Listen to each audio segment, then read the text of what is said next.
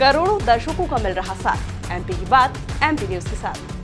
हमने ऐसा सुना है कि हर भारतीय, हर हिंदुस्तानी जहां भी जाता है अपने देश का नाम बुलंद करता है, शिखर को छूने जैसी तमन्ना रखता है। और शायद यही वजह है कि हमारे अपने इंदौर के अब लंदन के डिप्टी मेयर हैं और दूसरी बार वो डिप्टी मेयर बने हैं और खास तौर पर भारतीय प्रवासी सम्मेलन के रेड कारपेट की शोभा बढ़ाने के लिए अपने शहर इंदौर आए हुए हैं। आज आपकी मुलाकात एमपी न्यूज़ के इस खास सेगमेंट में हम कराने वाले हैं लंदन के डिप्टी मेयर श्री राजेश अग्रवाल जी से, और उनके दिल में क्या है, उनकी दिल की बातें आज जानने समझने की कोशिश करेंगे। और लंदन में रहते हुए कैसे वो आज भी इंदौर को अपना शहर, अपनी जिंदादिली से जोड़कर वो देखते हैं। आइए बातचीत की शुरुआत करते हैं। सर, सबसे पहले तो बहुत बहुत स्वागत है एमपी न्यूज़ के इस खास सेगमेंट में लंदन के डिप्टी मेयर श्री राजेश अग्रवाल जी का। बहुत बहुत धन्यवाद। बहुत खुशी हुई है इंदौर आके इतने साल बाद, क्योंकि मेरा जन्म यहीं है और मैं यहीं पला बड़ा, तो बहुत खुशी हो रही है मुझे वापस इंदौर आके। चलिए, बहुत ये गर्व का विषय है, बहुत फक्र महसूस होता है जब हमारे इंदौर का कोई बेटा, हमारे इंदौर का कोई युवा जब 7 समंदर पार लंदन जैसे बड़े जो है शहर का प्रतिनिधित्व करता है और डिप्टी मेयर की भूमिका निभाता है। और एक बार नहीं बल्कि ये दूसरी पारी है उनकी, लिहाजा इंदौर से जो उनका गहरा लगाव है वो किस तरह से लंदन में उसको मिस करते हैं। आइए बातचीत वहीं से शुरू करते हैं। सर, आपने कहा कि इंदौर में पले बड़े और एक युवा हर जीवन में एक सपना लेकर के अपने देश से, अपने शहर से बाहर जाता है। आप भी शायद ऐसा ही कुछ सपना लेकर के पहुंचे होंगे लंदन। जब डिप्टी मेयर पहली बार बने तो क्या लगा आपको, किस तरह से जो भारतीय होने का एहसास है वो आपकी स्ट्रेंथ भी बना, और इंदौरी होना आपके लिए लंदन में कितना आपको फिट बना गया?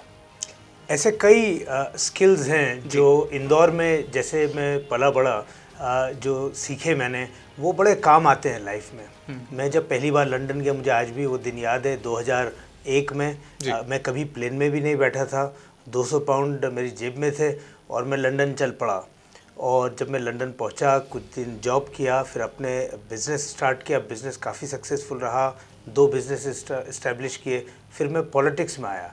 इन सभी में जो हमारी वैल्यूज़ हैं, जो जीवन मूल्य हैं, जो हम इंदौर में, मध्य प्रदेश में सीखते हैं, खासकर इंदौर में, जो एक सामाजिक व्यवहारिकता, उसमें मैं बोलूँगा नंबर 1 है।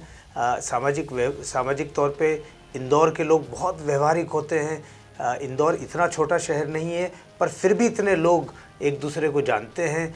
और हम तो सभी जानते हैं जो जुगाड़ और पहचान, 2 शब्द काफ़ी इंदौर में वो बिज़नेस में बहुत काम आते हैं, पॉलिटिक्स में तो खैर आते ही हैं। और मैं बड़ा कृतज्ञ हूँ कि मुझे ऐसा मौका मिला लंदन में कि मैं अपने बिज़नेस इस्टेब्लिश कर पाया और एक बार नहीं 2 बार लंदन का डिप्टी मेयर बना। बिल्कुल, बहुत बड़ी बात है। आप समझ सकते हैं कि एक राजनेता कैसे लोगों के दिलों पर छा जाता है, और इंदौर का बेटा जब लंदन में जाकर रिप्रेजेंटेशन देता है तो दिल भी जीतता है और चुनाव भी जीतते हैं।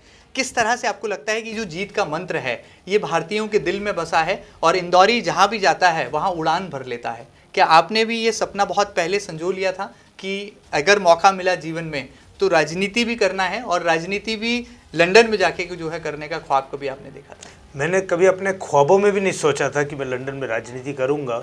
मैं वहाँ जॉब करने गया था। मुझे फिर लगा कि मैं एम्बिशन हूँ और मैं यही बिज़नेस बहुत अच्छे से कर सकता हूँ, तो मैंने बिज़नेस किया। पर बहुत जल्दी मेरे भीतर एक सामाजिक परिवर्तन लाने की भावना जागी, तो मैं कई सारी चैरिटीज़ के साथ जुड़ा। परमार्थिक ट्रस्ट, जैसे प्रिंसेस ट्रस्ट जो प्रिंस चार्ल्स की चैरिटी है, उसमें शेरी ब्लेयर फाउंडेशन फॉर वुमेन, जो पूर्व प्रधानमंत्री टोनी ब्लेयर की पत्नी शेरी ब्लेयर हैं, उनकी फाउंडेशन में मैं ट्रस्टी रहा। ऑक्सफैम, ऐसी कई चैरिटीज़ के साथ मैंने काम किया।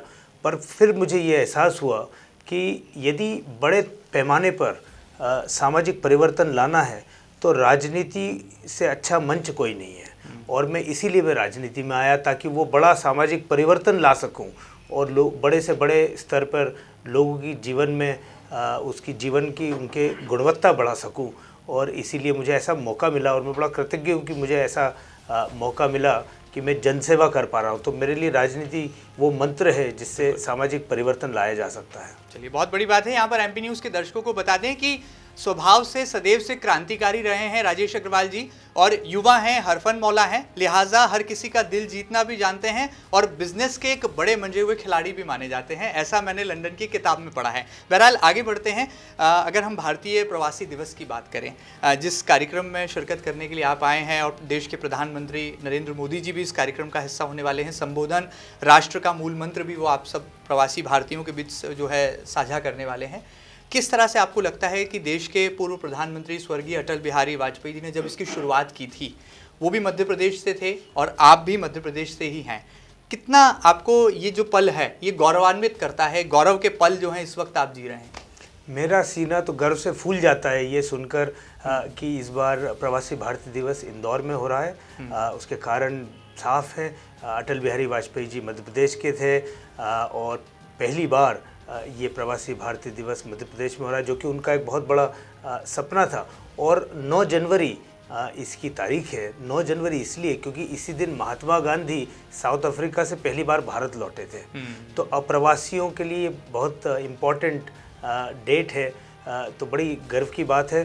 तो मैं कुछ हद तक मेहमान भी हूँ और मेज़बान भी हूँ, और बहुत मैं इसकी तरफ देख रहा हूँ कि अगले 2, 3, 4 दिन कैसे होंगे। और एक बहुत बड़ा मोमेंट है इंदौर के लिए, उसको प्रेजेंट करने के लिए, मध्य प्रदेश के लिए, जो कि एक संभावनाओं से ओत-प्रोत प्रदेश है, तेज़ी से बढ़ती हुई अर्थव्यवस्था है, उसको दुनिया के सामने दिखाने के लिए। बहुत बड़ी बात है। फ्रेंड्स ऑफ एमपी इस कॉन्सेप्ट के जरिए आज भी जो है 7 समंदर पार मध्य प्रदेश के जो नौजवान हैं, मध्य प्रदेश के जो एंटरप्रेन्योर हैं, वो अपनी एकता का परिचय भी दे रहे हैं और शायद उसी एकता का ये नतीजा है, ये परिणाम है कि राजेश अग्रवाल जी दूसरी बार जो है लंदन जैसे बड़े शहर के डिप्टी मेयर जो हैं चुने गए हैं। आगे बढ़ते हैं, बातचीत के इस क्रम को हम बढ़ाते हैं। ब्रिटेन के प्रधानमंत्री ऋषि सुनक की मुझे याद आ रही है।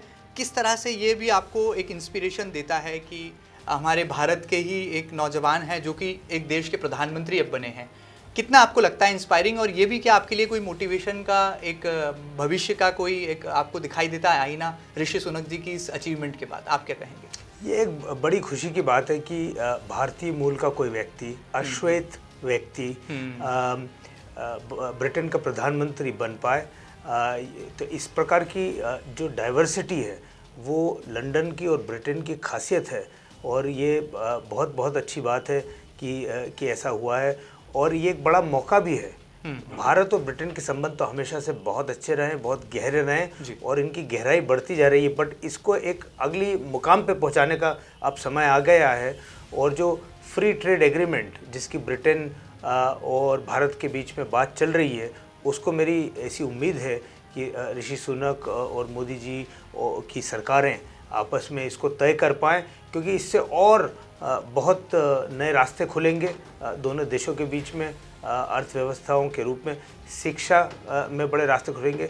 शिक्षा के लिए यूके काफ़ी बड़ा है। गांधी जी से लेके सरदार पटेल से लेके अंबेडकर जी सब लंदन में पढ़े, तो एक बड़ी स्ट्रेंथ है एजुकेशन।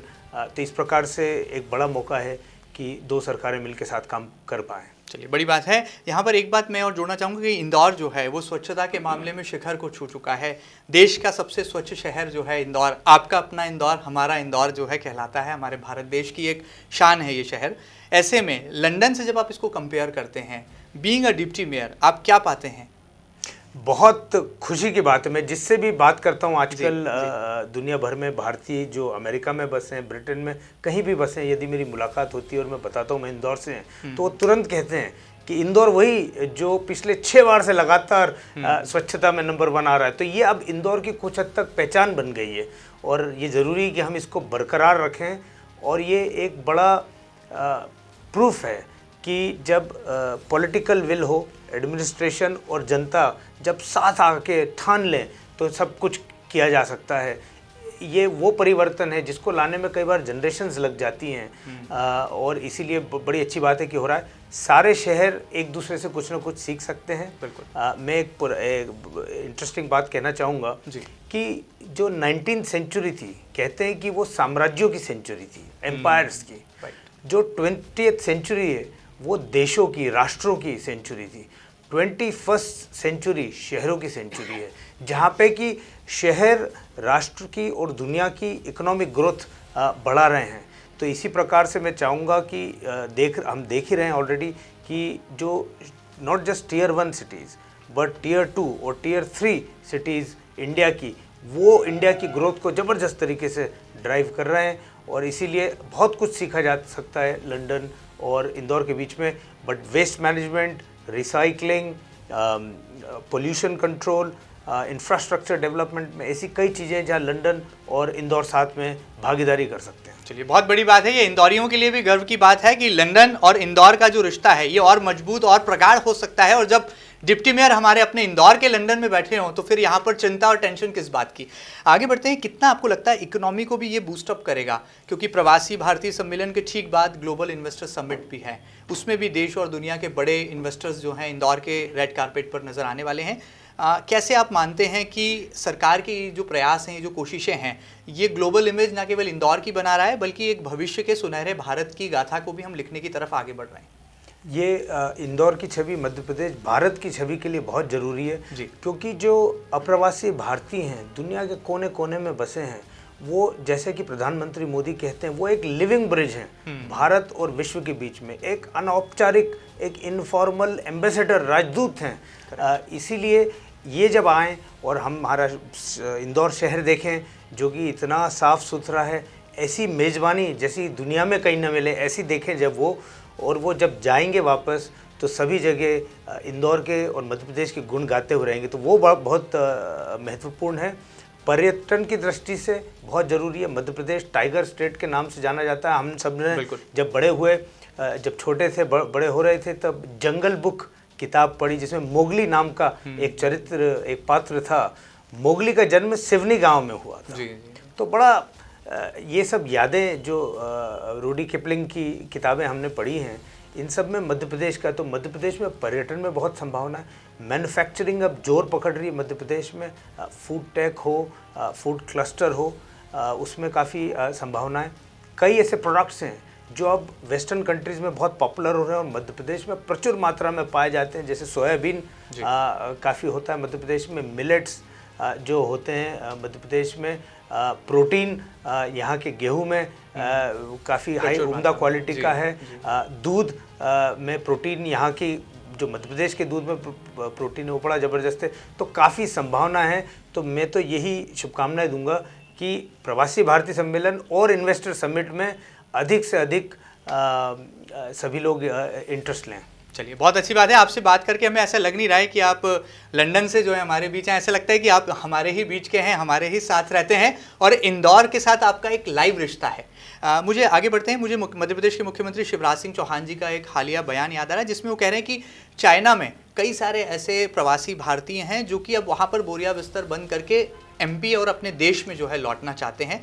चूँकि आपने ग्लोबल इकोनॉमी को भी स्टडी किया है और बिजनेस एक्सपर्ट भी आप माने जाते हैं, लंदन में खासतौर पर बिजनेस के चैलेंजेस को आपने दूर किया है। क्या आप महसूस करते हैं, क्या अब चाइना से दूरी बनाने का वक्त आ गया है और जो खासतौर पर हमारे इंडिया के उद्योगपति हैं जो कि चाइना में यूनिट लेकर बैठे हैं, अब उनको अपने देश में वापस आ जाना चाहिए? आपका एक्सपर्ट कमेंट क्या है? सभी जगह संभावनाएं हैं और इन भारत में खासकर मैन्युफैक्चरिंग में बहुत पोटेंशियल है और बहुत बड़ी अपॉर्चुनिटी। हर देश की अपनी एक स्ट्रेंथ होती है। इंडिया की एक बड़ी स्ट्रेंथ है उसकी डेमोक्रेसी, और हमें उसे सारी दुनिया सलाम करती है इंडिया की डेमोक्रेसी को, और वो बहुत है क्योंकि एक ट्रांसपेरेंसी है। और इसी प्रकार से मैन्युफैक्चरिंग में, सर्विसेज में, ऑलरेडी इन सभी क्षेत्रों में भारत में बहुत इंफ्रास्ट्रक्चर। और मैं कई बार बोलता हूँ कि जो 70% आबादी है भारत की वो काफ़ी युवा है, तो अभी तो इनको सभी पूरी लाइफ साइकिल इन्होंने करना है, तो बहुत बड़ा मार्केट भी है।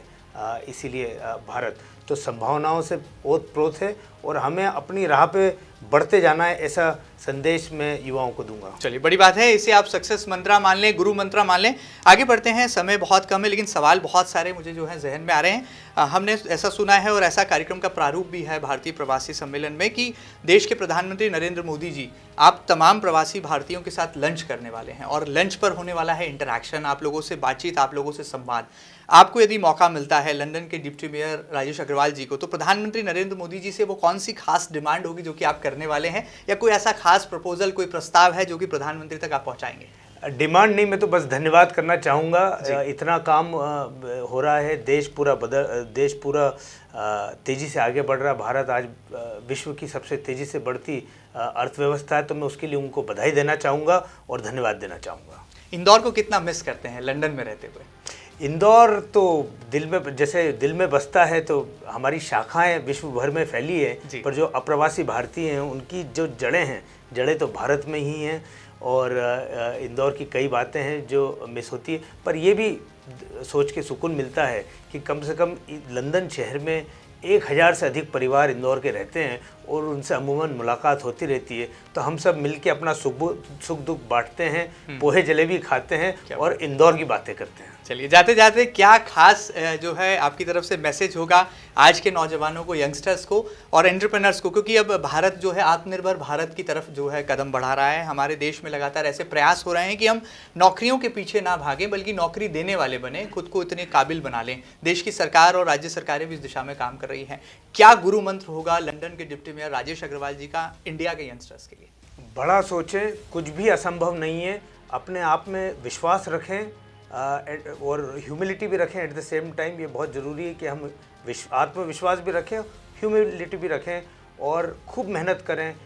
दृढ़ निश्चय के साथ हम कहीं भी पहुंच सकते हैं। चलिए, बड़ी बात है, बड़ा दिल रखते हैं, बड़ी बात कहते हैं और लंदन का दिल तो जीतते ही जीते हैं। इंदौर आए हैं चूंकि, तो इंदौर का दिल जीतना कैसे वो पीछे रहते हैं, यहाँ पर इंदौर का दिल भी जीत रहे हैं। भारतीय प्रवासी सम्मेलन में आकर्षण का केंद्र भी हैं डिप्टी मेयर साहब, और हम उम्मीद करते हैं कि राजेश अग्रवाल जी के दिल में क्या छुपा है, भारत के लिए उनका क्या दृष्टिकोण है, क्या नजरिया है, न केवल वो उन्होंने हमें बताया बल्कि देश के प्रधानमंत्री नरेंद्र मोदी के प्रति वो कैसे आभार के अक्षत अभिव्यक्त कर रहे हैं ये भी उन्होंने खुद बताया। और साथ ही साथ आज के युवाओं को उन्होंने कई सारी बातों ही बातों में सक्सेस मंत्रा भी दिए हैं। उम्मीद है कि आपको ये खास बातचीत जरूर पसंद आएगी। ताजा तरीन खबरों के लिए लगातार बने रहिएगा आपके अपने न्यूज चैनल MP न्यूज के साथ। फिलहाल दीजिए इजाजत, नमस्कार।